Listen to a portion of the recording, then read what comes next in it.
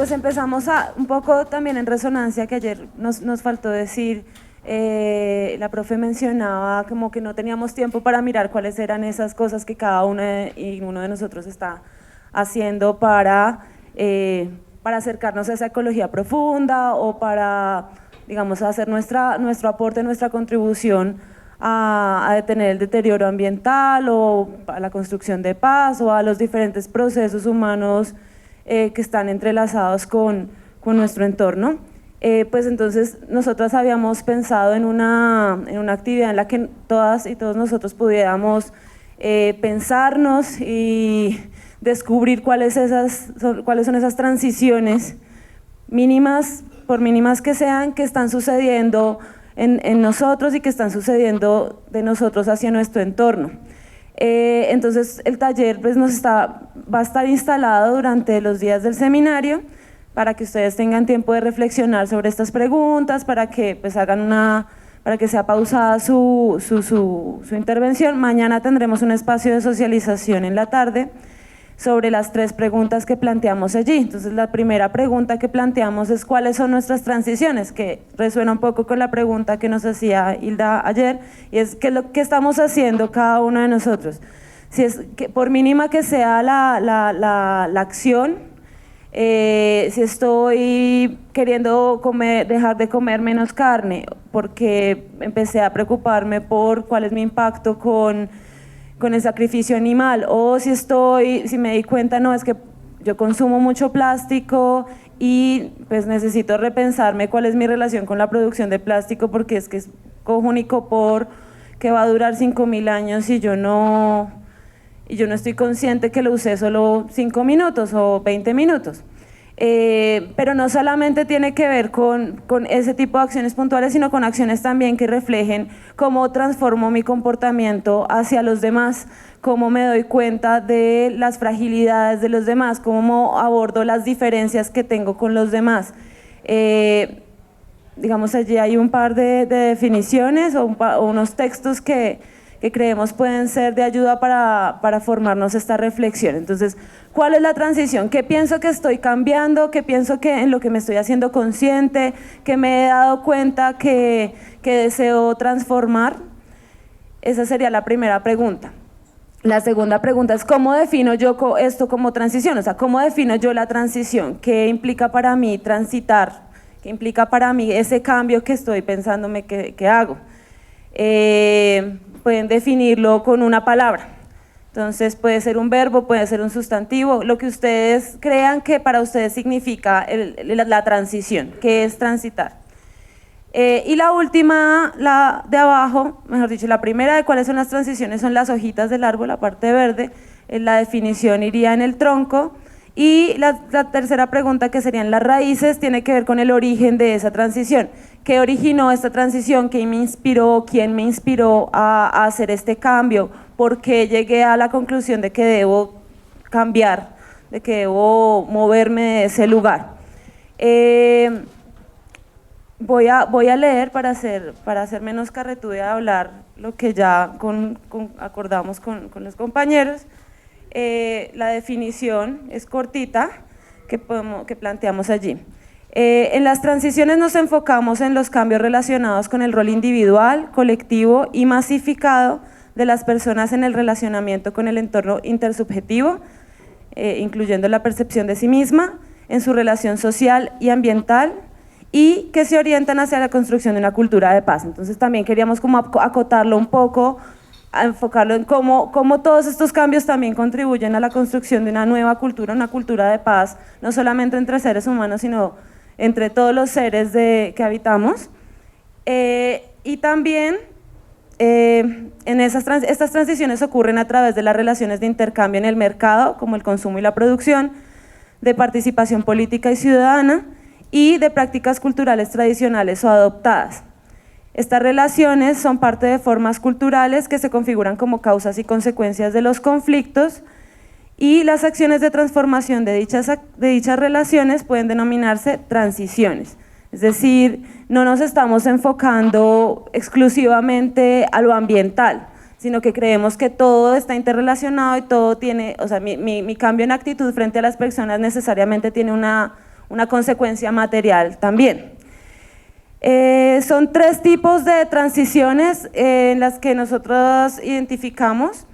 En el nivel intersubjetivo, que tiene que ver con la actitud interior, lo que se relaciona cómo me percibo yo en un contexto y frente a los otros, tiene que ver con mi propia identidad, con cómo me defino como persona, y eso me hace tener una actitud frente al mundo, frente a mi entorno, frente a los demás.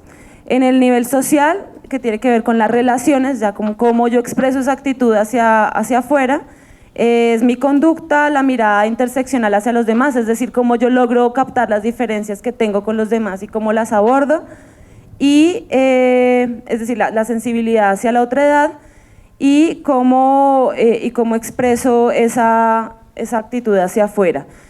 Y en el tercer nivel, que es lo ambiental, que hace referencia a la materialidad, tiene que ver, por ejemplo, con la sustentabilidad de mis hábitos. Yo voy a recalcar aquí una vez más la diferencia entre sostenible y sustentable. Acuérdense, de sostenible tiene que ver con el paradigma de la escasez, es decir, cómo hacer para maximizar lo que nos queda, mientras que sustentable tiene que ver con el paradigma de la renovabilidad, es decir, cómo hacer que yo pueda reproducir y tener una piscina infinita de lo que yo necesito de una manera armoniosa con los seres. Cómo me relaciono con mi entorno material y cómo abordo el cuidado. Y el cuidado tiene que ver incluso con el cuidado del dinero, con si me lavo los dientes y dejo el agua corriendo, pero también con cómo me percibo yo en relación de clase, también como en la distribución, ¿no? Tiene que ver mucho con la distribución y por ende con la justicia.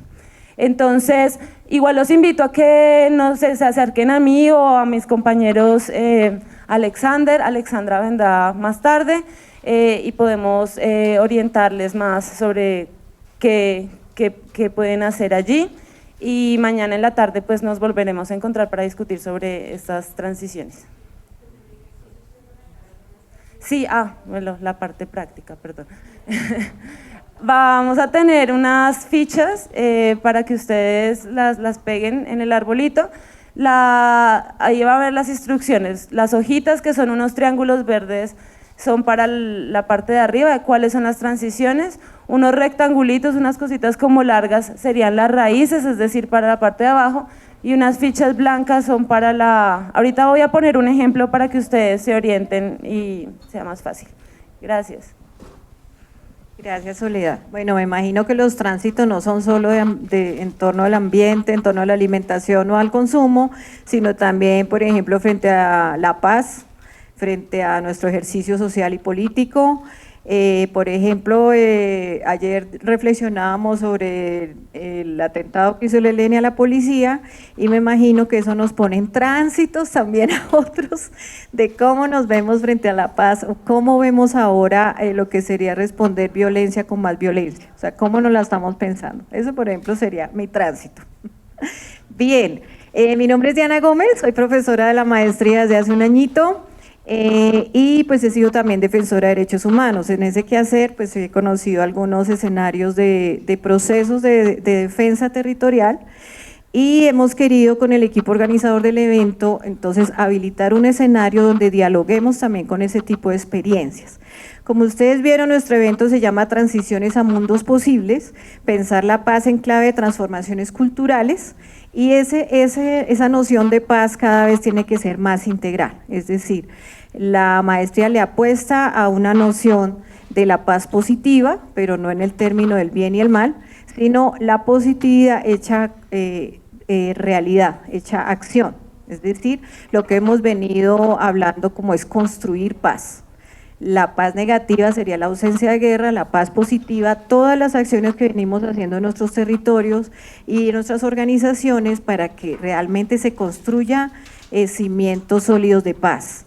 El objetivo del evento en general es habilitar un espacio de diálogo sobre estas transiciones a nuevas formas de relación con la vida, Ayer con Hilda estuvimos hablando bastante de lo que sería ese acercamiento más a la vida que a la muerte, cómo nos relacionamos con la vida y no solo la vida de los seres humanos en una lógica androcentrista, sino con todo lo que tiene vida en el planeta.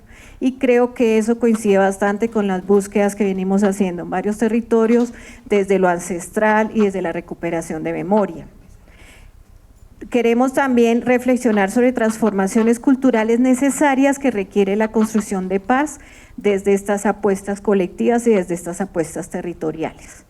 En ese sentido, la no violencia, la paz, la ciudadanía, la resistencia y las apuestas del postdesarrollo, queremos que dejen de ser cada vez más inconexas y empiecen a encontrar una articulación en lo que podríamos decir territorio o lo que podríamos decir procesos con grupos específicos o momentos históricos concretos. ¿Por qué? Porque a veces desde la academia, cuando se ponen las líneas de investigación, se ponen los ejes, los énfasis, nos olvidamos que la realidad viene de manera integral. O sea que las luchas que hemos invitado hoy, ustedes van a ver cómo ahí se atraviesa todo lo que vemos académicamente un poco separado, es decir, la noción de no violencia, la noción de la paz, pero también cómo sería una transición a otras formas de desarrollo, pero también cómo construimos ciudadanías en resistencia a los modelos económicos que también nos tienen en la guerra, en la lógica de violencia. Entonces, por eso hemos invitado a la organización, a la Mesa Ambiental de Ciudad Bolívar, que se llama No le saque la piedra a la montaña, que gusta tanto ese nombre, es de los mejores nombres, y hemos invitado a Milena Montaña. Ella es una lideresa de esta mesa e integrante de la Coordinadora Cívico Popular de Ciudad Bolívar. En este momento es estudiante de la Universidad Pedagógica Nacional de Sociales. Entonces hemos querido que ella nos comparta un poco cómo fue ese proceso en Ciudad Bolívar frente a la resistencia a la minería, los logros que tuvieron, pero también las transformaciones culturales y las acciones no violentas que tuvieron en todo ese quehacer. Entonces, bienvenida Milena. Un poco la mecánica va a ser invitar a cada uno y que pasa acá nos comparte, pero cuando veamos las dos primeras compañeras, hacemos un corte con preguntas. Si quieren, vamos al tintico y volvemos y continuamos con las otras dos. Es como en la lógica del autocuidado, no llenarnos de información, no llenarnos de una vez de las 4 ponencias, sino vamos dialogando también con nuestras invitadas y nuestro invitado. Entonces, Milena, bienvenida, muchas gracias.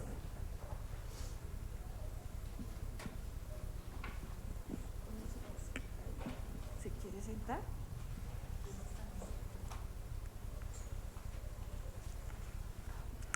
Muy buenos días para todos y para todas. Me vuelvo a presentar. Mi nombre es Milena Montaña, hago parte de la mesa, egresada del Colegio Instituto Cerros del Sur, una propuesta educativa desde la educación popular, con más de 30 años de experiencia en el territorio, y a partir de esa formación es que hoy en día puedo ser o me considero lideresa, y ha sido por ese tránsito principal que ha generado el colegio pues en mí y en muchas personas que han pasado por esa institución. Entonces, el proceso de resistencia de No le saque la piedra a la montaña nace precisamente del colegio ICES, ¿sí?, con toda esta visión que ellos abren cuando uno estudia allá, de la formación de líderes comunitarios, de la formación de personas principalmente, antes que profesionales, tecnólogos o seres que vayan a trabajar. Primero es importante formarlos como seres humanos, y eso es lo que ha pensado el ICES siempre, y por eso a partir del ICES es que crecen muchas experiencias territoriales como la Casa Cultural Airubaín, como en Titecoa, muchos procesos que nacen de ahí por la formación que reciben de este proceso.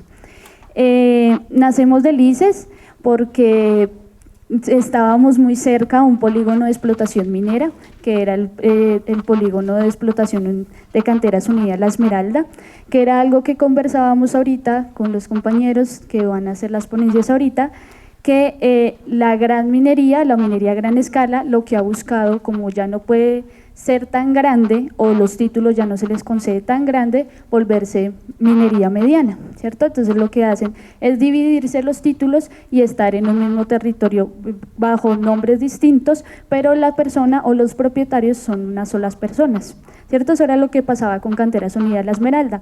Tenía 4 frentes de explotación subarrendados, pero pues todos pertenecían a los hermanos Porras, que no sabemos todavía si existen o no, si son reales o no, ¿cierto? Alrededor de la montaña o de Ciudad Bolívar en general hay muchos mitos, por decirlo de esta forma, sobre sus propietarios. Entonces, algunos dicen que son los Angulo, otros dicen que es Carranza y su familia, sus herederos, y otros dicen que pues los Forero Fetecua, al ser los que empezaron a lotear la parte de Ciudad Bolívar con Soacha, pues automáticamente se apropietaron de los terrenos, ¿cierto? Los Foreros Fetecua y otras personas, que no recuerdo el nombre en estos momentos, se están peleando la legalidad del predio que ahorita consideramos para nosotros que es la lucha actual de la mesa como Parque Ecológico Cerro Seco. Son 365 hectáreas que están en disputa todavía, ¿sí? Y sobre ellas lo que se está proyectando desde la alcaldía, desde que llegó Peñalosa, es un plan que se llama Plan Azoteas, que es la construcción de 14.000 viviendas de interés social en esos predios que les estaba comentando. Actualmente la pelea pues va más por la reivindicación del escenario que siempre ha sido de las comunidades, que nunca ha tenido propietario, ¿sí? Y que siempre sirvió para el goce y el disfrute de todos los habitantes de la localidad, ¿sí? No solo de Potosí, de Arborizadora, que son los barrios que hacen parte de Ciudad Bolívar, de la UPZ 70 Jerusalén. Entonces, nuestra resistencia nace a partir de ese proyecto minero, ¿sí? Era porque nosotros íbamos a esa montaña donde está el Palo del Ahorcado, que es uno de los símbolos más importantes de Ciudad Bolívar, a hacer los procesos de chocolatada al final de año, en agosto, para elevar cometa, o a principio de año como un proceso de integración en el colegio. Y cuando se empieza toda la explotación minera en el año 2010, pues nos cierran la montaña y no podemos acceder a ella. Cuando ya hace más de 30 años que se empieza a poblar toda Ciudad Bolívar, pues siempre había sido pública. Entonces ese proceso generó, como el día de hoy va a estar enfocado a las transiciones, generó nuestra primera transición como estudiantes de un proceso que buscaba formar líderes y lideresas sociales. Y no vamos a permitir que un espacio que siempre ha sido público, que siempre ha sido de nosotros, ahora se privatice con el fin pues de explotarlo. ¿Para qué? ¿Sí? Porque tiene que seguir expandiéndose la ciudad a costas de qué, ¿sí? Porque el campo tiene que seguir desolado, ¿sí? Porque tenemos que seguir desplazando a los campesinos a la ciudad, si todavía podemos generar otras propuestas, si los campesinos pueden seguir cultivando, si nosotros podemos seguir habilitando estos espacios públicos y cuidándolos pues de la mejor manera, ¿cierto? Entonces, una de las primeras problemáticas que nace de eso es la de la separación que se genera con esa brecha del cierre de lo humano y lo natural, ¿sí? Y esa es nuestra mayor preocupación. No podemos seguir permitiendo que los humanos crean que son una cosa diferente a lo natural, y por eso se cree que el progreso es una cosa de acabar con todo, mientras nosotros estemos bien vestidos, maquillados, peinados, en nuestros carros, en nuestras supercasas, cuando eso no debería ser así, ¿sí? No estoy diciendo que todos tengamos que vivir en cavernas, porque eso es como se ha tergiversado también el discurso de creer que las personas que luchan por sus territorios, que luchan por el ambiente, creen que debemos vivir en cavernas o como nómadas o bestias, porque pues en eso se ha convertido o han tergiversado todo lo que nosotros estamos proponiendo en nuestros territorios. Y no es así, en realidad necesitamos generar esas conexiones con la naturaleza, pero necesitamos creernos parte de ella, y esa es nuestra primera transición. Nosotros no consideramos que la sociedad sea una cosa, que las relaciones sociales sean otra cosa y que lo natural sea otra cosa aparte.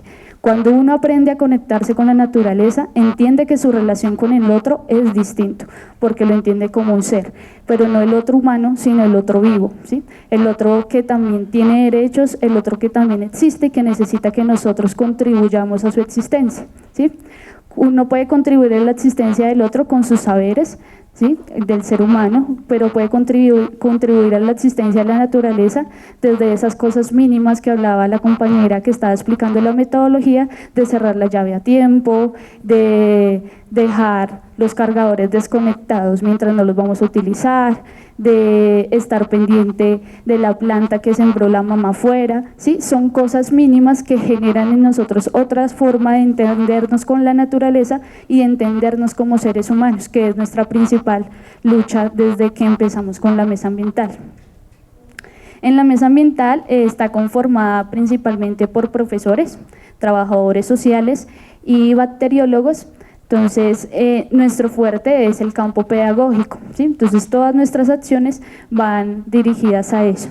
Lo hacemos desde diferentes ámbitos. Está la Escuela de Fútbol Gestores de Paz, que entiende el fútbol alrededor de lo ambiental, ¿sí? Que considera que el fútbol es otra forma de resistir en el territorio, es otra forma de reivindicar el territorio, ¿cierto?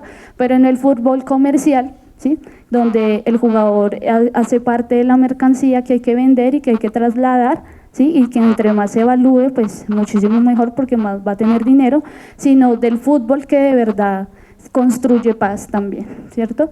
Y es el fútbol de no somos enemigos porque hacemos parte de dos equipos diferentes, sino somos compañeros de cancha, ¿sí? Somos compañeros de balón y nuestro amor es el balón, es el fútbol, y alrededor de eso es que se ha generado toda una propuesta de fútbol popular que se está integrando a la Liga de Fútbol Popular, del fútbol a la academia, ¿sí?, que no sé si la hayan escuchado. Es una liga que tiene ya ahorita su cuarta versión y es a nivel distrital y que está buscando pues formar a los chicos y chicas alrededor del fútbol, entendiéndose de otra forma con el ambiente y con la paz.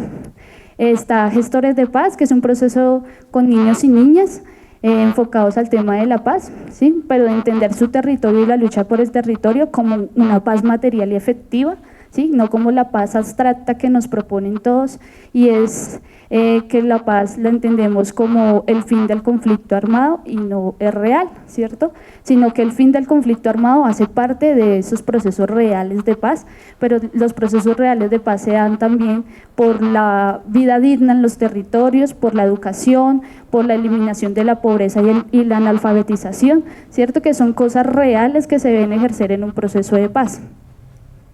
Entonces el enfoque de Gestores de Paz es entender a los niños como niños, ¿sí?, y no es infantilizarlos creyendo que los niños no tienen la capacidad de decisión, sino que efectivamente son seres que se están formando pero que también deciden, que es una apuesta también muy importante desde nosotros. Está Cine Club Cine Montaña, que es una apuesta de cine ambiental, que busca construir con las comunidades ese concepto de lo ambiental, eso de entablar una relación con lo natural desde el cine moderno o desde el cine de Disney y demás, que pues en realidad se puede utilizar de una buena forma, enfocándolo también a lo ambiental, a lo territorial, a lo comunitario, y desde ahí hemos construido con los niños y niñas apuestas desde sus territorios con el cine, ¿sí?, entendiéndose como parte de su territorio y la importancia que tiene este para ellos. Está también el proceso de soberanía y naturaleza, son un colectivo de abogados enfocados a lo ambiental, que desde lo que saben que es el derecho fortalecen todas las apuestas ambientales y pues le dan ese empujón jurídico a las organizaciones que lo necesitamos. Colectivo Popular Al Timón en estos momentos está enfocado también en las escuelas de fútbol y el trabajo con las juntas de acción comunal, pues también para formar a los líderes y lideresas un poco mayores en el tema ambiental. Entonces, a partir de todas estas experiencias que se han unido y con las que conformamos la mesa ambiental No le saque la piedra de la montaña, es que empezamos a formarnos primero nosotros, porque no podemos formar a los demás si no sabemos en qué los estamos formando, y la primera transición importante que tuvo el proceso fue poner la temática en discusión de lo ambiental en el territorio, ¿sí?, porque era algo que no se discutía, porque era algo que no se hablaba, que no tenía importancia para muchas de las personas o de los habitantes del territorio, ¿sí? Y ponérsela desde lo cotidiano, ¿sí? Desde el botar la basura un día antes de que pasara el carro recolector, desde entender que el papelito no va en el piso, sino que hay unas canecas de basura, que se puede dividir, que hay recursos aprovechables como lo orgánico, ¿sí? De explicarle a la mamita cómo podía fortalecer con la papa, con la yuca, con todo lo que sobraba de su alimentación cuando pelaba para hacer su almuerzo, las plantas que tenía en su jardín y demás, y así es que hemos ido también construyendo nuestro saber con la comunidad, con lo que ellos también nos pueden explicar, ¿sí? Mucha gente de Ciudad Bolívar ha sido desplazada por el conflicto armado, entonces son campesinos también que saben y entienden todo esto de la importancia de sembrar sus alimentos y que consideran que es la vía para salir, una vía de desarrollo importante, y es que cada uno de nosotras empiece a sembrar pues sus alimentos, ¿cierto?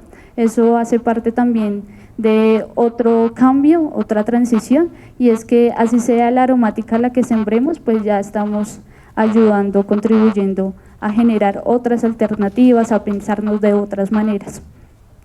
En lo personal, al hacer parte del proceso o de los procesos sociales, uno se empieza a entender desde otra posición. Uno se siente más humano, y la humanidad no entendía como la unión de varios seres humanos, sino la humanidad de crear o generar solidaridad, empatía, respeto y amor por el otro, así no lo conozca, ¿sí? Y creo que eso es lo que ha generado desde los procesos, o que cada persona que se meta a los procesos luche por los derechos de todas las personas, así no las conozcamos, y es por el amor que le tenemos no solo a la humanidad, sino al planeta en general, y la necesidad que sentimos de que en realidad estas cosas cambien, ¿sí? Que la guerra deje de existir, y es posible que deje de existir la guerra, pero también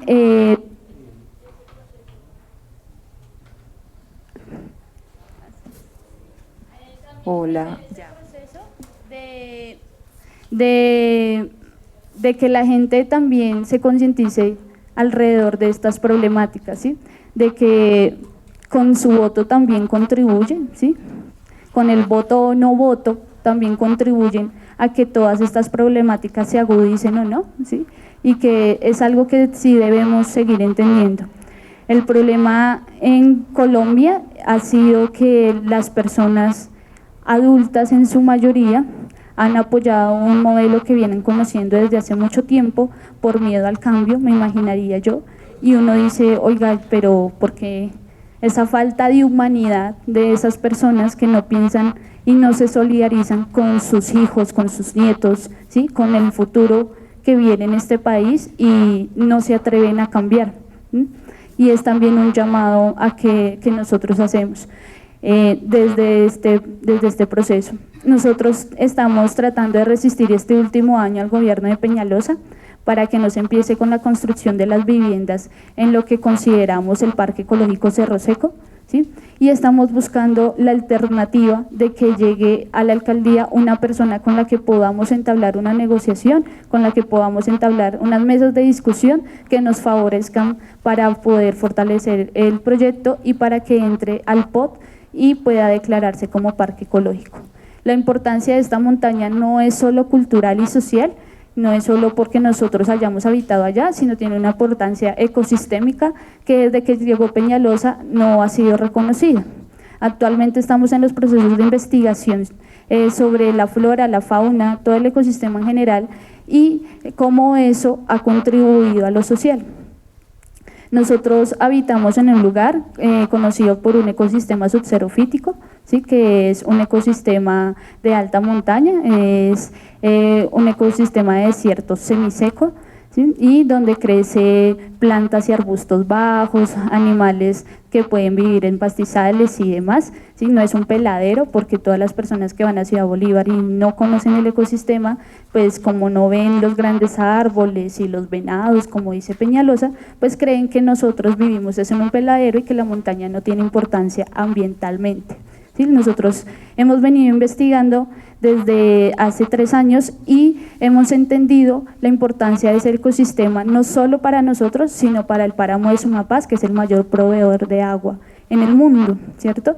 Y es porque este páramo, cuando suelta su agua, este ecosistema lo que hace es albergarla a nivel subterráneo, ¿cierto? La va limpiando, la va purificando y en épocas de sequía la suelta para que nosotros podamos tener de esa agua, ¿sí? Entonces es una conexión también con el páramo porque protege al páramo, ¿sí? Cuando es una montaña antes del páramo de Sumapaz y a medida que van generándose contaminaciones y demás, pues esta montaña lo que evita es que el páramo se contamine, es que todas esas cosas que no deberían llegar al páramo lleguen allá, ¿cierto? Entonces hay una relación, o cuando uno entiende los ecosistemas, entienden que no son aislados, ¿cierto? Sino que hay una conexión entre todos y que si uno se cae, el otro también se cae, ¿cierto? Entonces, bajo esa apuesta es que también hemos venido proponiendo que las apuestas pedagógicas deberían entenderse o que el humano debería entenderse como un ecosistema. Y es que si uno se cae, todos se caen, ¿sí? Como está pasando. Entonces, si el campesino deja de existir, pues nosotros dejamos de comer, ¿sí? Dejamos de alimentarnos y tenemos que empezar a buscar otras formas de suplir esas necesidades. Entonces, esa es como la invitación que hacemos siempre, de dejar de separar lo natural con lo humano, ¿sí? Lo natural también tiene derechos, nosotros tenemos derechos y deberes con lo natural y todos somos un conjunto, ¿sí? Entonces, la paz no está alejado de lo ambiental, lo social no está alejado de lo ambiental, como yo me relaciono con el otro no está alejado de lo ambiental, todo hace parte de una integralidad compleja que si se afecta a uno, pues en cadena se va a ir afectando todo lo demás, ¿verdad? Entonces, esa es como las transiciones que hemos entendido, las cosas que hemos tratado de cambiar también en nosotros, ¿sí? De complejizarnos esas preguntas de por qué el fracking no, por qué la minería no, por qué en ciertas zonas no es posible generar esos procesos de explotación y después entender toda esa complejidad que también se genera alrededor de eso y es que el petróleo para dónde se va, ¿sí? Queremos explotar, ¿sí? El petróleo, pero nuestra gasolina sigue siendo la más cara.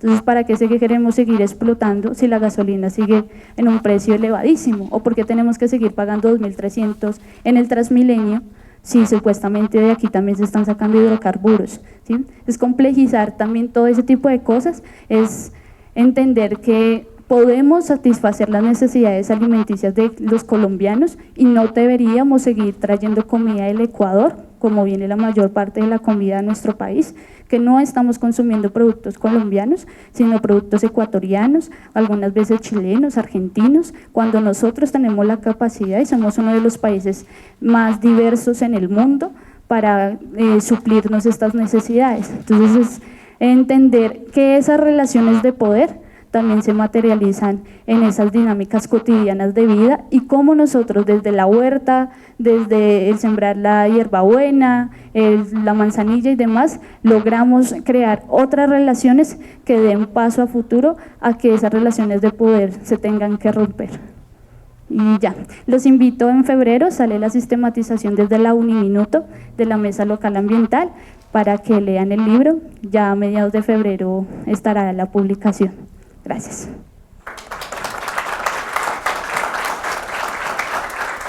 Muchas gracias a Milena. Bueno, varios elementos a ir teniendo en cuenta en nuestra reflexión de la mañana. Como ustedes se dan cuenta, los tránsitos al postdesarrollo no son solamente desde una iniciativa individual, sino muchas veces son desde lo colectivo y lo comunitario, que es uno de los aspectos que hemos contemplado en la maestría. También desde la noción de bien común, ese común viene de comunidad y en Ciudad Bolívar se ha logrado construir esta comunidad en torno al defensa del territorio, un territorio que se extiende también hacia Fusa, hacia el territorio amplio de Sumapaz y por eso hemos invitado a Rosa Ballesteros. Rosa Ballesteros es licenciada de Sociales de la Universidad Distrital Es estudiante de la maestría Territorio, Conflicto y Cultura de la Universidad del Tolima. Tenemos que hacer algún hermanamiento con esa maestría. Y pues es integrante del colectivo Tierra Libre e impulsora del movimiento comunitario en torno a la consulta popular contra el fracking, la explotación de hidrocarburos y la minería a gran escala que se dio en Fusagasugá.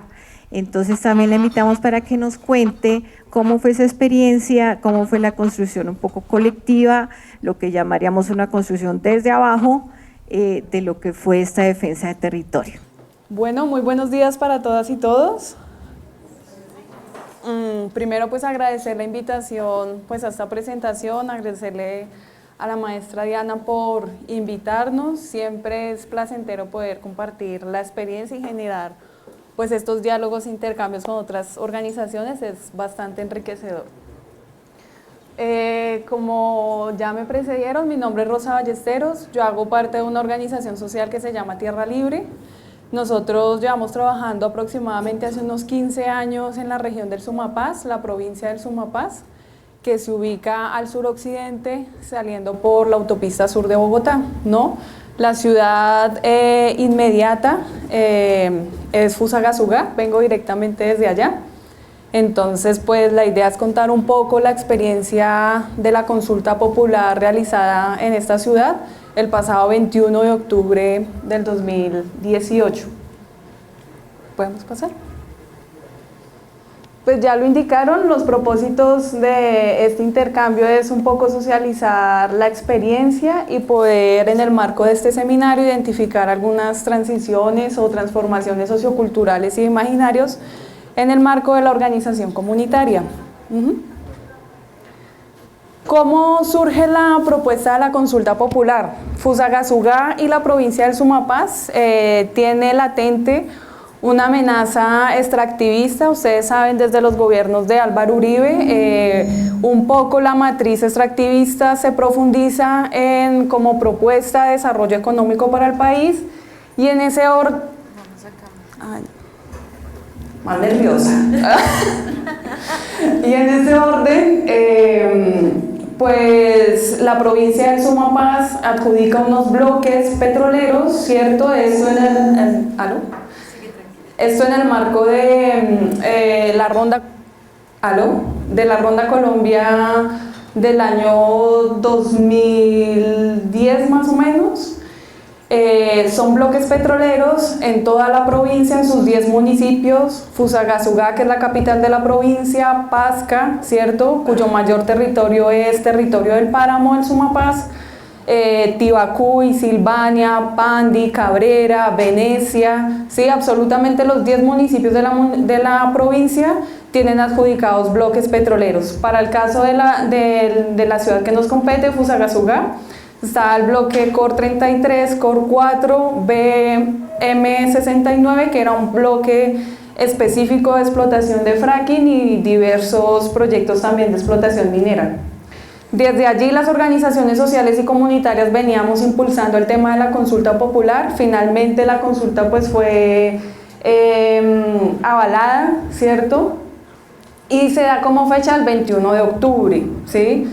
La consulta es impulsada por la alcaldía, pero hay que mencionar que el ejercicio de movilización, de propuesta, fue un ejercicio de la organización social que venía movilizándose más o menos desde el año 2013 en el ejercicio de defensa del agua y de la vida y el territorio. ¿Cuál fue nuestro primer reto?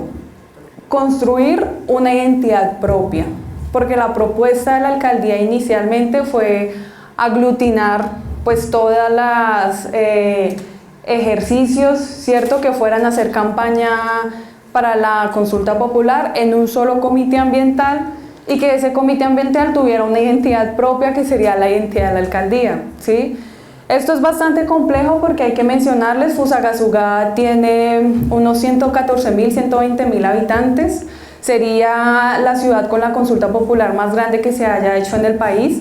La más grande que se hizo precedente fue en Cumaral Meta y obtuvo 7.400 votos.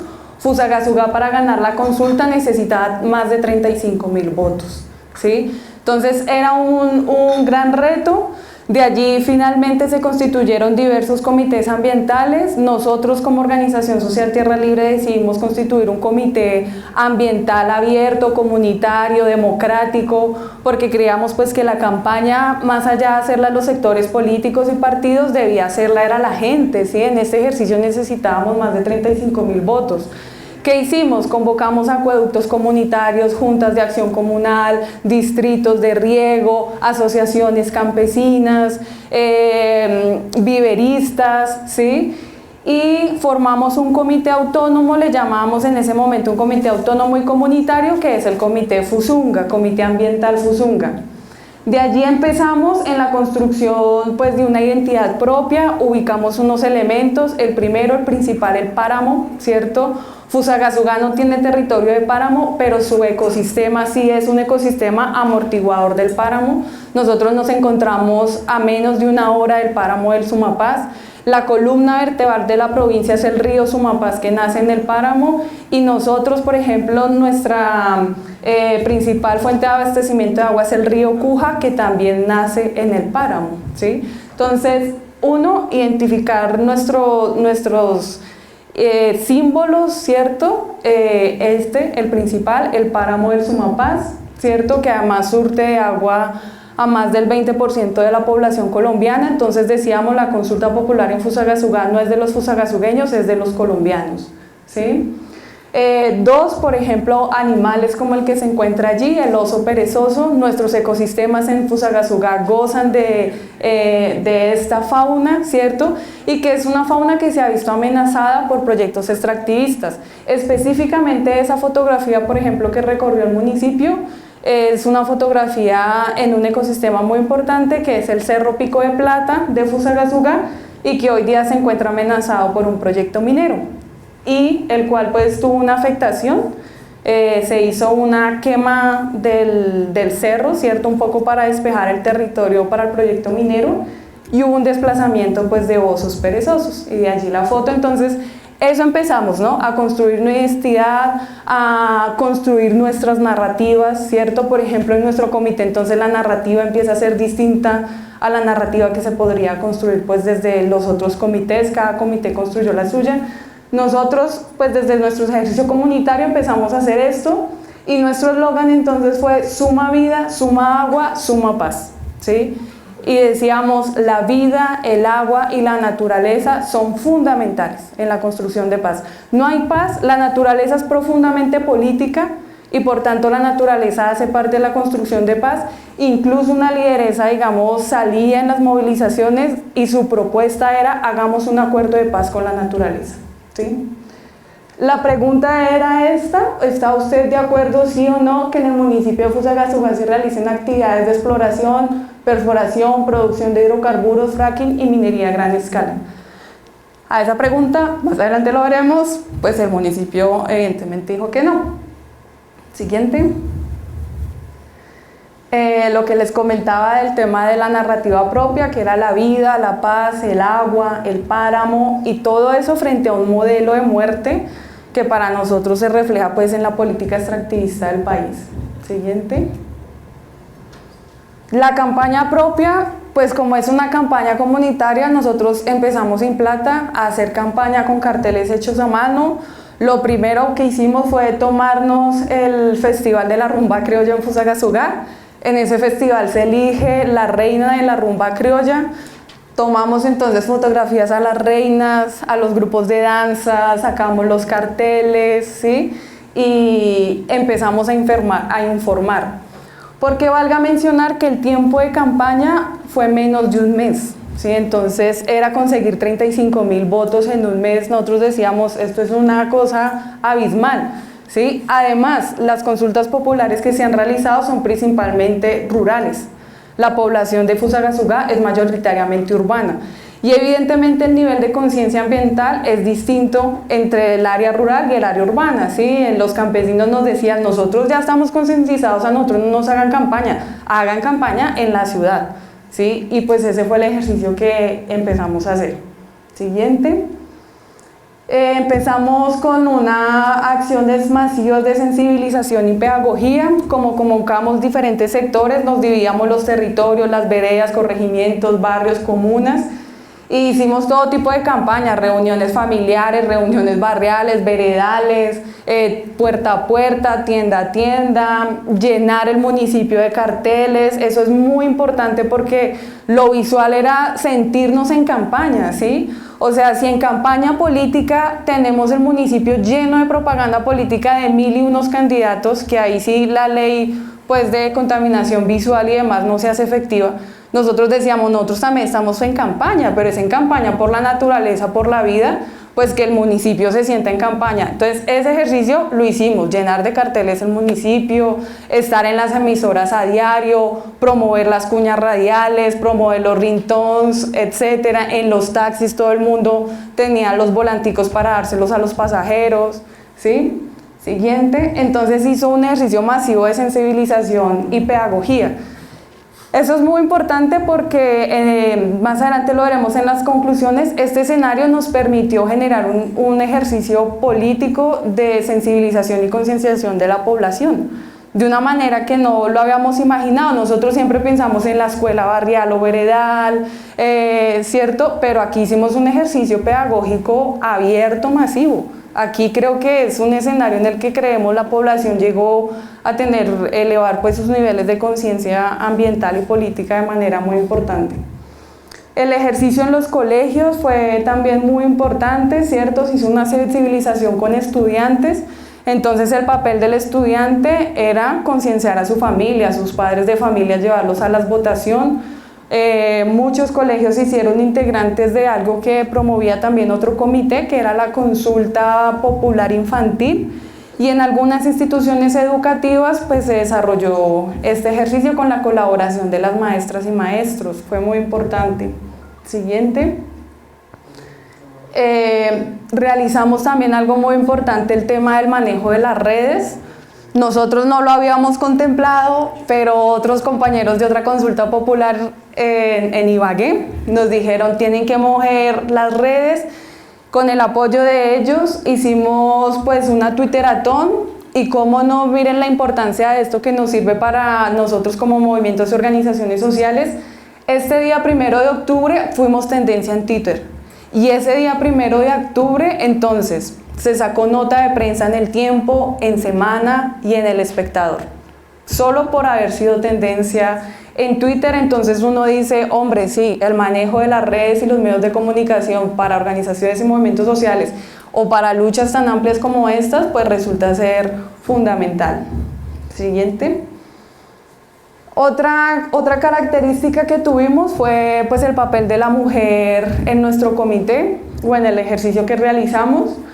Comentarles, nuestro comité fue constituido legalmente ante la registraduría, entonces teníamos que elegir, como se hace como una junta de acción comunal, presidente, secretario, Toda nuestra junta directiva del comité fue constituida por mujeres lideresas, tanto del área rural como del área urbana. Ahí ya los compañeros nos ayudaron, sacaron memes de todo, ¿sí? Y desarrollamos una actividad muy importante que fue el cacerolazo de mujeres por la defensa del agua y el territorio. Siguiente. Y pues allí como todo, ¿no? Primero, muy tímidas, ¿cierto? Llegamos a la plaza pública, unas pocas mujeres. Finalmente, cuando empezamos el cacerolazo, llegaron mujeres vendedoras ambulantes, amas de casa, llegaron las docentes después de que salieron de sus colegios, las mujeres que estaban alrededor en las tiendas se nos juntaron y llegó gente a vender cacerolas, ¿sí? Entonces finalmente dijimos, hombre, hicimos lo que debimos haber hecho. Claro, las mujeres hicimos bulla, pero las mujeres empezamos a vincularnos en el ejercicio organizativo, ¿sí? Eso me parece fundamental. Fue un ejercicio, no sé si todavía se usa la palabra, pero fue un ejercicio pues allí de empoderamiento, de construcción política desde las mujeres. Ahí hay algunas fotografías pues del cacerolazo. Siguiente. Otro aspecto muy importante fue el tema de la vinculación de los jóvenes. Desde allí pues fue todo el tema del arte, la cultura, el estampado de camisetas. Hicimos un estampatón con jóvenes y pues también fueron muy importantes en el ejercicio. Ellos no podían, quizás algunos por ser menores de edad, votar, Pero, por ejemplo, nos buscaron los chicos que son representantes de los colegios, ellos se organizaron, los colegios hicieron distintas actividades, sacaron publicidad, hacían vacas, movieron a los rectores de los colegios, o sea, fue importantísimo. Siguiente, movieron las asociaciones de padres de familia, esas son como algunas imágenes. En el marco de la consulta popular se dieron las movilizaciones estudiantiles. Entonces todos los días había movilización estudiantil y era defensa de la universidad pública, defensa del territorio. ¿Sí? Eso fue bastante importante también. La vinculación de la universidad pública, que es la Universidad de Cundinamarca, en el ejercicio de la consulta. Siguiente. Y finalmente, pues, el ejercicio de movilización, ¿cierto? ¿Cómo resignificamos la movilización? No la movilización tradicional, sino nosotros decíamos, hagamos una marcha carnaval por Fusagasugá. Y es muy importante porque una característica de los movimientos ambientales en Colombia viene siendo pues la marcha carnaval. Ustedes saben, la marcha carnaval, la primera que se realiza pues, o los mentores de ella son en Ibagué, ¿cierto? Con la consulta popular que se realizaba allí. Y finalmente todos los municipios que hemos realizado consultas populares organizamos una marcha carnaval en defensa del agua, la vida del territorio, y viene siendo como una expresión de movilización y una expresión artística pues propia del movimiento ambiental. ¿Sí? Siguiente. Hay pues algunas distintas fotografías, ¿cierto? De la marcha carnaval. Muy juvenil, muy cultural, y creo que eso es muy importante, ¿no? Cómo resignificamos, cómo le damos otra dimensión a la movilización social, porque también la movilización tradicional termina siendo reacia quizás al grueso de la población. Entonces, cómo hacemos una resignificación de ella. Nosotros, ¿por dónde empezamos? Por ejemplo, rescatando los nombres de los ríos, ¿cierto? Haciendo un río mismo fue la movilización, la música. Teníamos la rumba criolla, que es la música típica pues, de nuestro municipio, resignificándonos como muiscas, porque este era territorio muisca, ¿sí? Y demás. Bueno, siguiente. Otro ejercicio importante dentro del movimiento ambiental es como, lo llamé como la solidaridad de los de abajo, pero resulta que en cada ejercicio de consulta popular llegan delegados de las consultas populares del resto del país.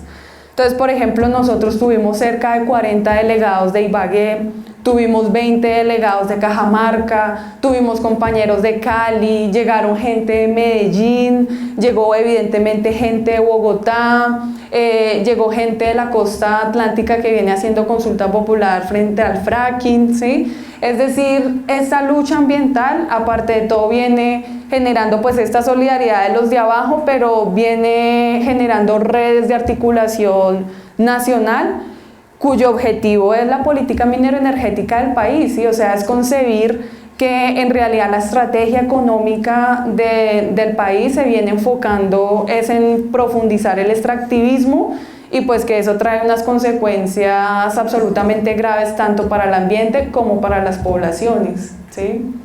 Siguiente. ¿Cuál fue el resultado finalmente? Necesitábamos más de 35.000 votos, obtuvimos 39.175 votos, aún así tuvimos 202 votos que votaron a favor pues, de la política extractivista, pero bueno, tuvimos una victoria arrasadora, ¿cierto? Los frutos finalmente del trabajo se vieron, y hoy día entonces Fusagasugá es la primera ciudad latinoamericana que a través de un ejercicio de voto popular le dijo no al fracking, ¿sí? Es muy importante ese acontecimiento. También mencionar, nosotros tenemos consulta popular en el marco de que la Corte Constitucional emite un comunicado diciendo que las consultas populares no tienen capacidad de decisión sobre el quehacer en el territorio, ¿sí?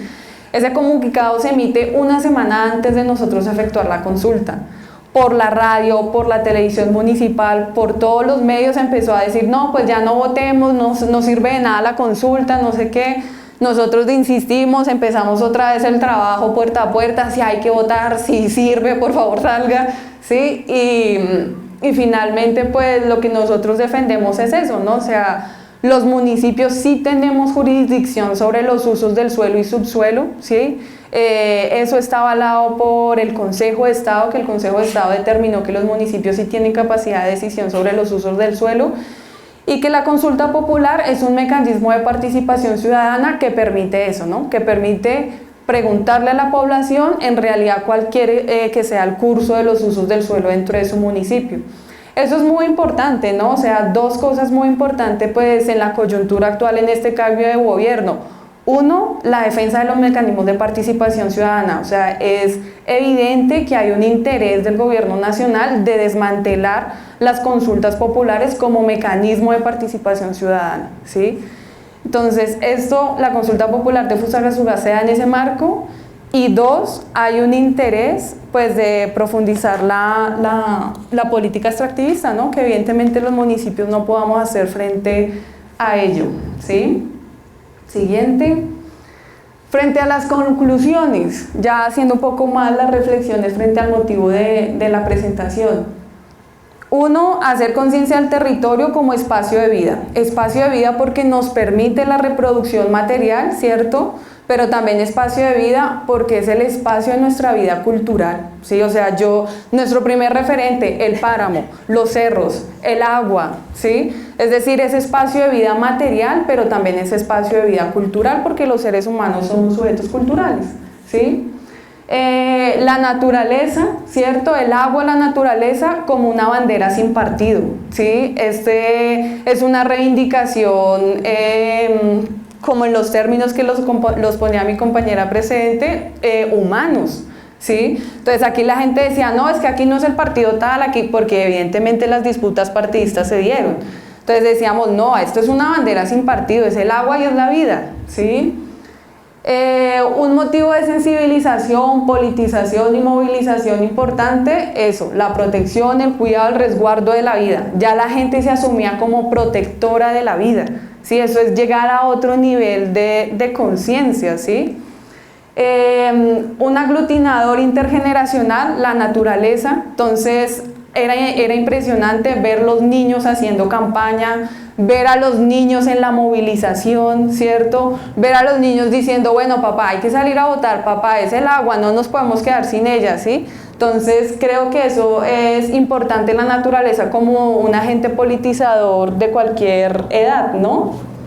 El agua, un motivo para recordar la historia ancestral y popular. Nosotros a través del agua empezamos a recordar la historia como muiscas, como el ejercicio colonizador que se vio en el páramo. El páramo, por ejemplo, se llama páramo, pero eso es una palabra colonizadora, ¿cierto?, de lengua española, que significa tierra yerma o muerta, porque evidentemente fueron muchos los ejércitos colonizadores que murieron en el páramo, caballos, esclavos, etcétera.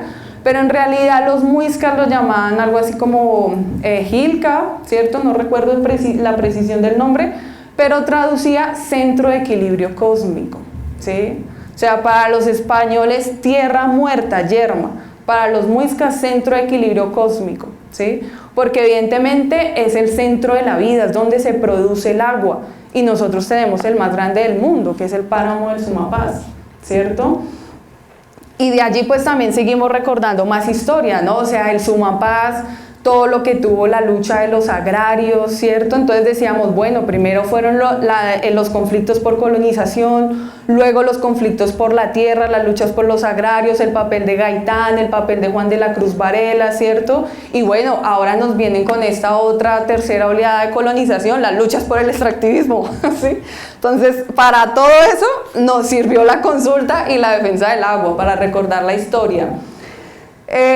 Lo que les hablaba del tema de la mujer y la construcción de poder, ¿cierto? Y el ambiente, como reflexionábamos mucho, el ambiente como un desafío para las organizaciones tradicionales de izquierda, ¿cierto?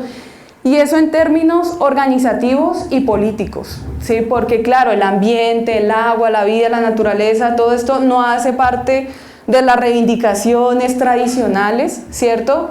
Y estas formas organizativas no hacen parte de las formas tradicionales organizativas de la izquierda tradicional, ¿cierto? No es la estructura de partido, no es la estructura jerárquica, también, digamos, de alguna manera masculina, ¿cierto? Esto fue otro tipo de estructuras, otro tipo de movilización, otro tipo de reivindicación. Y ahí hay un desafío para la izquierda, ¿sí? Es cómo dialogar entonces con estos movimientos, ¿no? Porque en realidad si buscamos transformaciones sociales y políticas profundas, pues hay que generar un diálogo entre la izquierda y este tipo de movimientos, y creo que ahí el desafío es más de la izquierda que para el movimiento ambiental, ¿sí? Y en ese orden, pues otras conclusiones nosotros que venimos trabajando, porque les contamos, 3 meses después el Comité Fusunga sigue vigente, nosotros nos seguimos reuniendo, seguimos trabajando. Y hoy día, por ejemplo, en esta coyuntura electoral pensamos, bueno, ¿cómo pasamos o cómo articulamos el movimiento social al movimiento político? ¿Sí? ¿Cómo hacer lo que los argentinos decían que era un pie en la institución, 1000 pies en la calle? ¿Sí?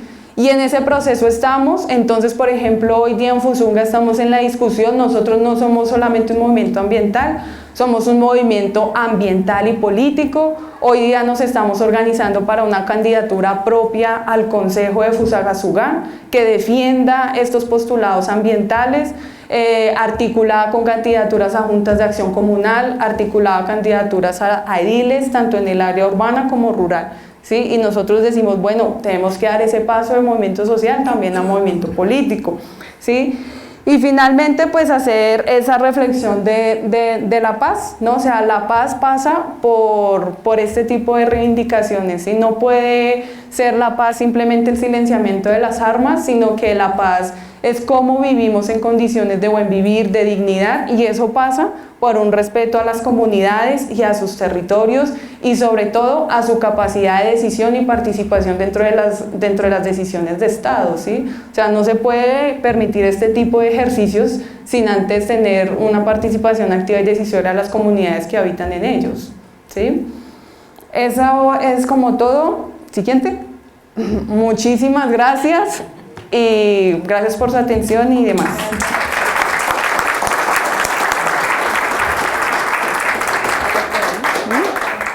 Bueno, un poco para cerrar este primer bloque, si hay preguntas a las dos compañeras, si hay aportes, si hay reflexiones ya de entrada.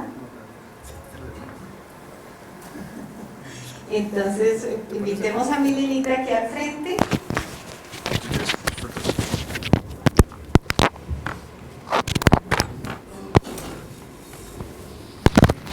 Por allí, Carlitos.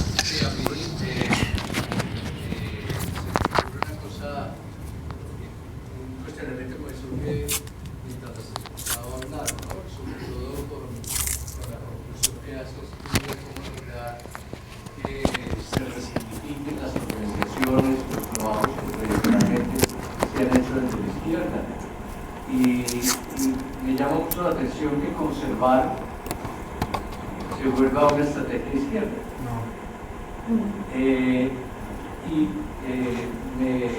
Digamos, pone en mi mente a pensar en la necesidad de hacer transiciones en el sentido de la transformación cultural que requiere también elementos de conservación, que tradicionalmente se han llamado estrategias de derecha. Cómo la transformación cultural supone también romper con esas lógicas y entender que la conservación y el cambio van juntos, que no se trata de cambiarlo todo, sino de resignificar las cosas, las relaciones que establecemos entre los seres humanos y con la naturaleza. Y esa resignificación, llenar de nuevos contenidos, puede significar también, diríamos, romper con esas, porque es que cuando uno tiene su cabeza ideologizada, pareciera que uno tiene la lección aprendida y que su cabeza tiene que dar, o su actitud tiene que dar respuestas esperadas, discursos políticamente correctos, este tipo de cosas, y creo que las transformaciones requieren también romper esas miradas inamovibles de los discursos y de las ideologizaciones.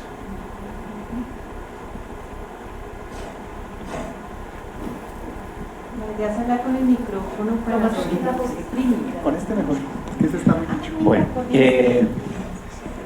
A ver. Cambiemos. Sí, señor. Bueno, para Rosa, Milena nos mostró como un componente importante actual del trabajo de Nolesa, que la piedra de la montaña es la investigación. Digamos, lo que nos mostró Rosa es un activismo sumamente rico, sumamente variado en formas, en elementos de participación, en estrategias. Pero digamos, pensaría que la organización rápidamente se ve compelida a ir mucho más allá. En relación a que hay que acercar conocimiento y conocimiento científico profundo a la explicación de las reivindicaciones, a la explicación de las propuestas, ¿no? Entonces, la pregunta es si ustedes están pensando en eso. Segundo, es algo sobre el enemigo. Bueno, en una maestría de paz posiblemente no haya que hablar del enemigo. Posiblemente hubiera que tomar de la gente de Micuaumao, que no habla de enemigos, sino de amigos y de aliados. Entonces, para ellos, por ejemplo, los paramilitares y la guerrilla son amigos. Y los que nosotros llamamos amigos, para ellos son aliados. En fin, entonces, digamos así, los posibles aliados en el lenguaje de Micuaumao, ¿cómo se movieron? Es decir, si ustedes tuvieron un observatorio, porque es que el enemigo, en nuestro lenguaje tradicional, aprende, igual con nosotros, aprende. Entonces, en Cajamarca, por ejemplo, lo vimos muy claro. En Ibagué igual. El trabajo por arriba, la Corte Constitucional pronunciándose, las compañías mineras difundiendo rumores, mire, se van a quedar sin trabajo, mire qué tal. Es, si ustedes tuvieron, digamos, como una observación de aprendizaje también sobre ese aprendizaje del enemigo.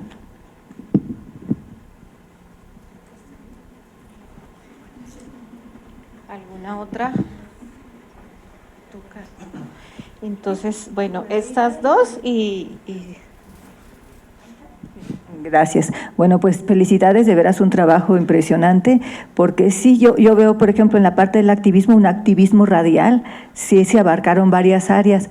Estaba platicando la semana pasada con la persona que fundó el programa de no violencia allá en Toluca, Juan Paren, y él decía, ya es un profesor jubilado, decía, la no violencia no termina cuando se cumplió el objetivo. Aquí empieza.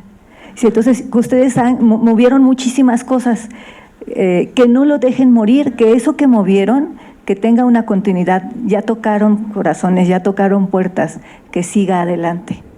Y a veces es el reto, creemos que ya ahí se cerró, cumplí y pues a seguirle con la vida cotidiana, ¿no? Muy, muy buen trabajo, ese es mi comentario nada más.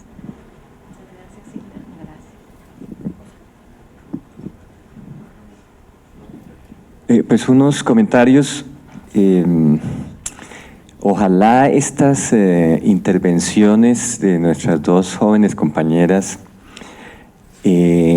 nos toquen a todos y a todas más allá de lo racional, en lo profundo de nuestro sentipensar.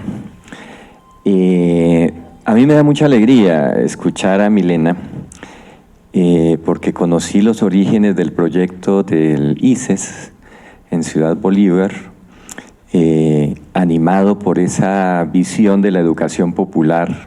Siempre ustedes han insistido en esto: pedagogía, educación, formación, cultura. Y ese proyecto del ICES nació de la voluntad de un puñado de personas que se vincularon a ese sector, uno de los más golpeados entonces por la pobreza, de la marginación, y por bandas los llamaban urbanizadores piratas, ¿no?, que estafaban a la gente. y cómo la comunidad se organiza poco a poco y encuentra en el ICES, en esa escuela, en ese colegio que construyeron, encabezados por Evaristo Bernate y por Leonidas Ospina, creo que es el apellido de él, que todavía vive. Evaristo fue asesinado en el año 91.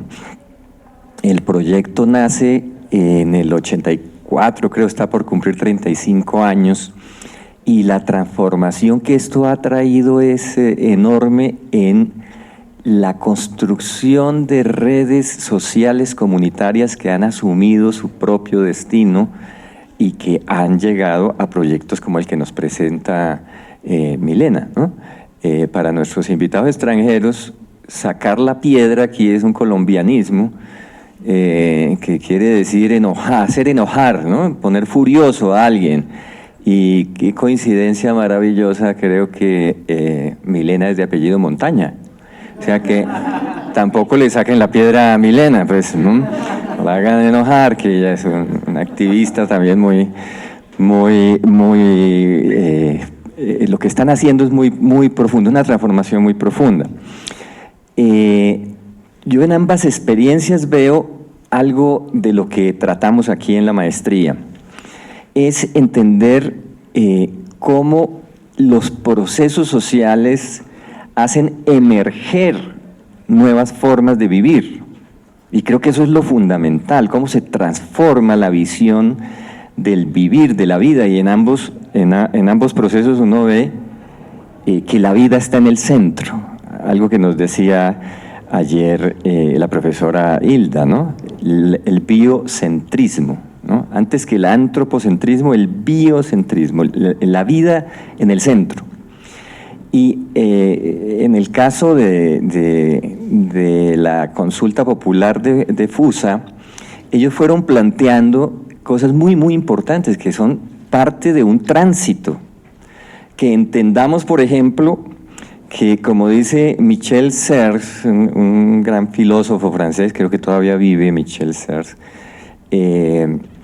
que señala que no es suficiente el pacto social que hicimos los humanos allá en la modernidad, sino que es necesario renovar, rehacer el pacto natural, el pacto con la naturaleza que nos haga sentir parte de esos procesos vivos y que decía muy bien nuestra compañera del proceso de FUSA, hagamos la paz con la naturaleza, algo así nos están planteando también allí. Entonces, eso creo que en nuestra concepción, en lo que estamos haciendo desde la maestría, pues qué bueno ver que la vinculación con estos procesos es la que produce esas transformaciones que podemos llamar emergencias. Es decir, no estaban ahí, son producto de nuevas relaciones, de nuevas formas de construir comunidad, ¿no? De nuevas formas de defender lo común, el bien común. Todo eso que traemos no es un discurso vacío, está ahí en esas experiencias.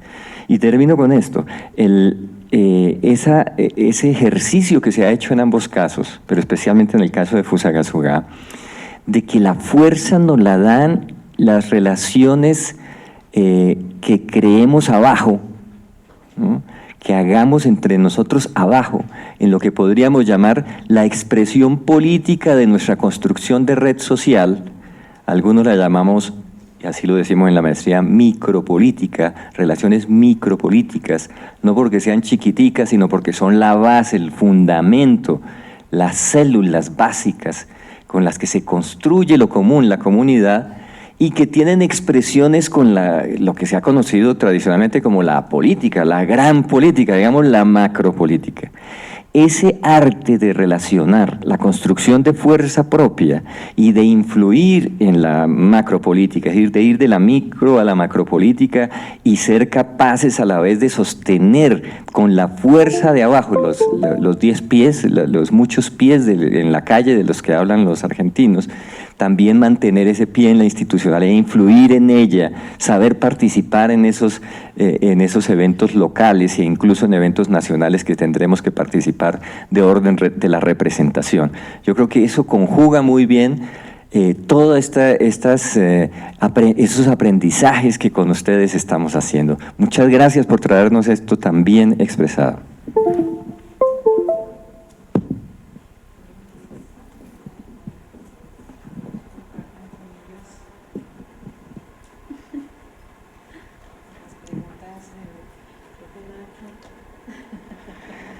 Sí, frente a la pregunta del enemigo.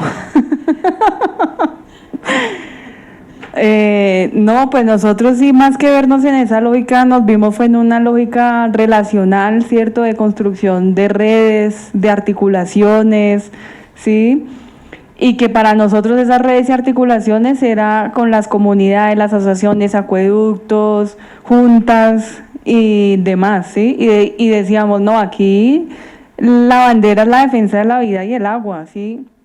Incluso las riñas, como en todo, pues hay diferencias políticas y demás, pero era como, no, eso dejémoslo para después, hagámosle, que ahorita es ganar esa consulta, porque además si la perdíamos era una pérdida, o sea, si se perdía la consulta era como si la población dijera que sí acepta la entrada de esos proyectos al territorio, y además en ese marco, en ese momento nacional, era darle pie al Estado de que evidentemente las consultas no son ejercicios válidos de participación ciudadana, ¿sí?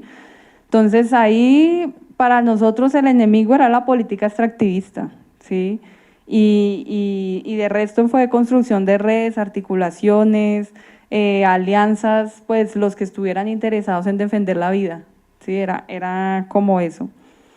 Y ya frente a las demás intervenciones, sí, ese es el reto que tenemos, poder continuar, poder fortalecer el Comité Fusunga, seguir hacia adelante como movimiento ambiental, pero también como movimiento político, tener incidencia. Esto fue, evidentemente, como lo dijo la maestra, no el punto de entrada hacia una infinidad de cosas que se nos han abierto. Nosotros creímos, bueno, después de la consulta descansamos.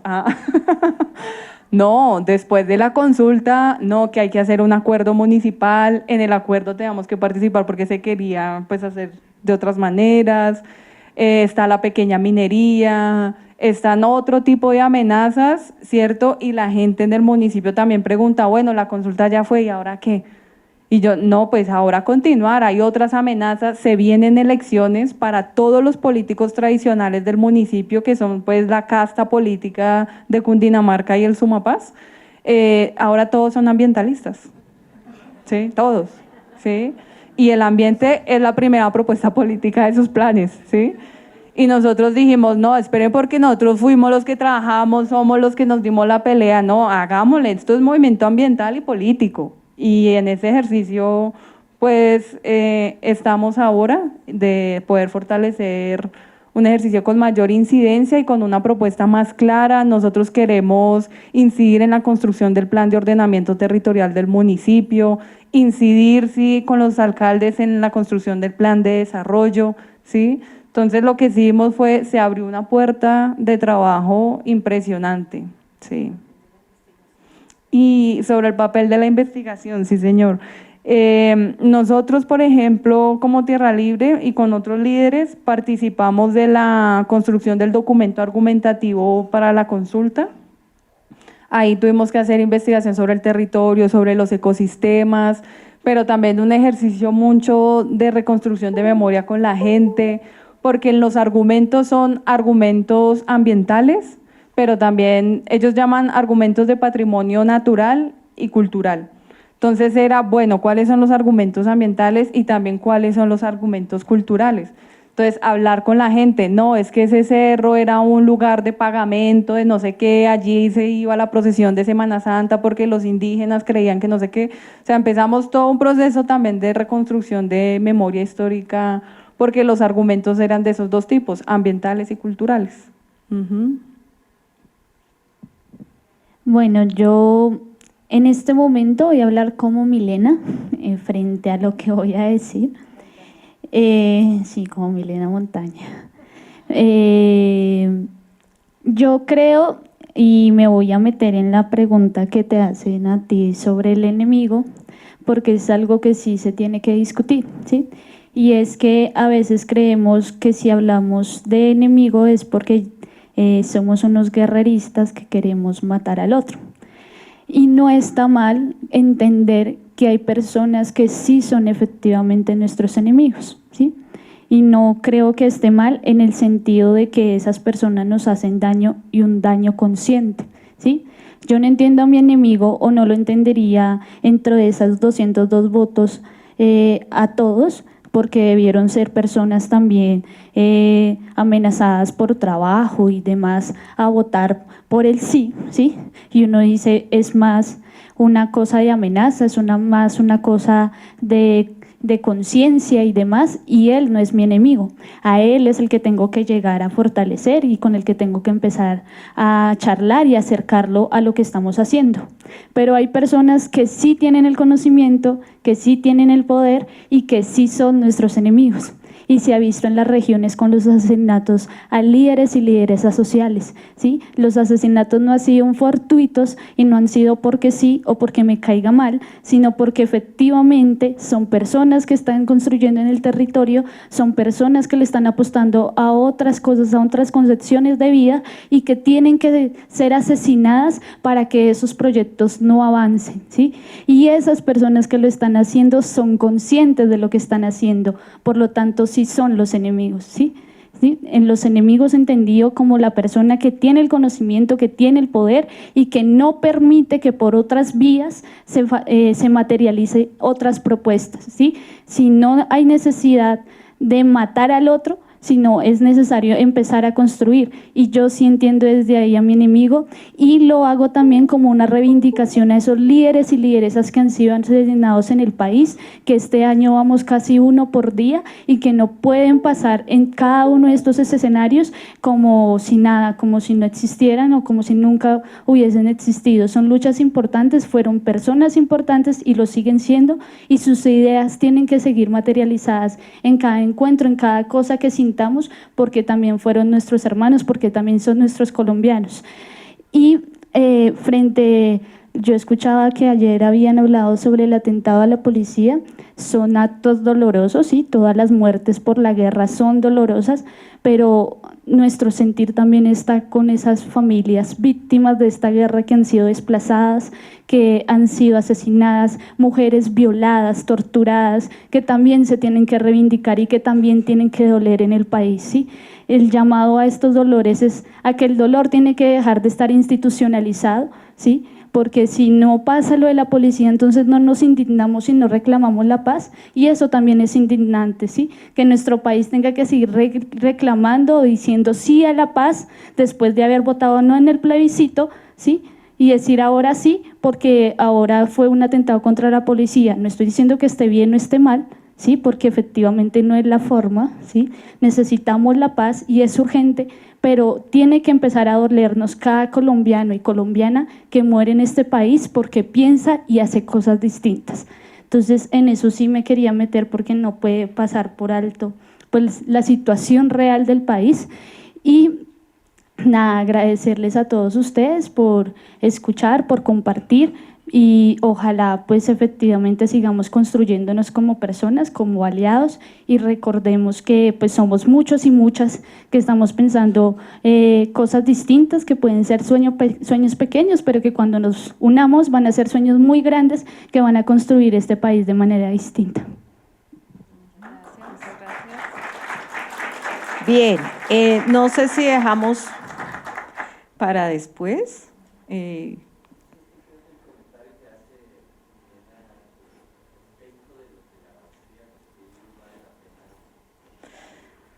Pues yo pensaba era como dejarlo para el final, porque es que nos faltan 3 personas que van a compartir también con nosotros, y pues obviamente iba a resaltar que nos puso un tema de debate fuerte Milena, pues porque una de las apuestas del no dualismo es no tener esa relación amigo-enemigo. Entonces, si es algo semántico, entonces ¿cómo llamaríamos a los que pronto agencian estos modelos o agencian asesinatos a líderes?